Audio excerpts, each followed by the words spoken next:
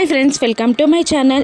జైల్లో ఉన్న కేదార్ కోసం జగదాత్రి వంట చేసి క్యారియర్లో సర్దేసి అక్కడే కిచెన్లో పెట్టి వాటర్ బాటిల్ కోసం పక్కకి వెళ్తుంది జగదాత్రి.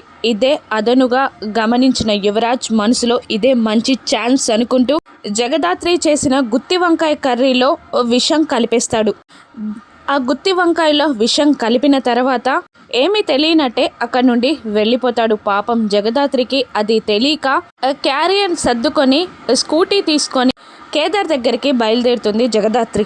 అది చూసిన యువరాజ్, నీ మొగుడి చావు నీ చేతుల్లోనేనే, ఇప్పుడు నువ్వు ప్రేమగా తీసుకెళ్తున్న ఫుడ్ తినే నీ మొగుడు చస్తాడు, నేను వస్తున్నా అది చూడడానికి అని అనుకుంటూ కన్నింగా నవ్వుకుంటూ స్టేషన్కి బయలుదేరుతాడు యువరాజ్. ఇక జగదాత్రి లోపట సెల్లోకి వెళ్ళి కేదార్కి కర్రీ కలిపి ప్రేమగా అన్నం తినిపిస్తూ ఉంటుంది. ఇక దూరం నుండి యువరాజ్ అది చూస్తూనే ఉంటాడు. ఒక 4 బుక్కలు తినేసరికి కేదార్ గొంతు పట్టుకొని అమ్మా అని అంటూ కింద పడిపోతాడు. జగదాత్రి, ఏమైంది కేదార్, ఏమైంది కేదార్ అని అంటూ ఉండగా కేదార్ నోటి నుండి నురగలు కక్కుకుంటూ ఉంటాడు.